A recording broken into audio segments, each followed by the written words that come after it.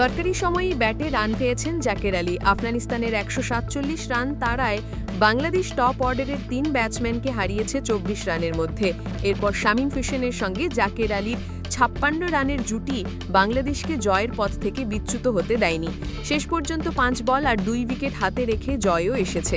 গতকাল শারজায় আফগানিস্তানের বিপক্ষে জাকের করেছেন ২৫ বলে ৩৩ রান। আর মাঝারি মানের এই ইনিংসেই ছক্কার খরা ঘুচিয়েছেন জাকের। আন্তর্জাতিক টি-20তে ছক্কা মেরেছেন ৭ ইনিংস আর ৮৬ বল পর। শারজায় কাল জাকের ছক্কা মেরেছেন ২টি।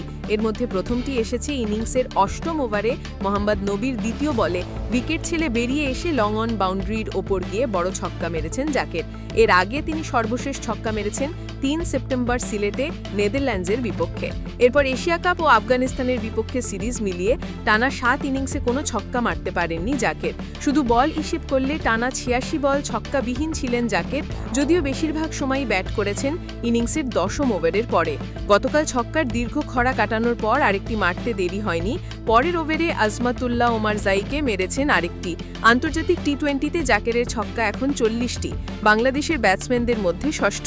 ৪০ ছক্কা আছে তানজিদেরও। তবে ম্যাচ কম খেলেছেন তিনি, ৩৮ ইনিংস। জাকের ঠেলেছেন ৩৯ ইনিংস।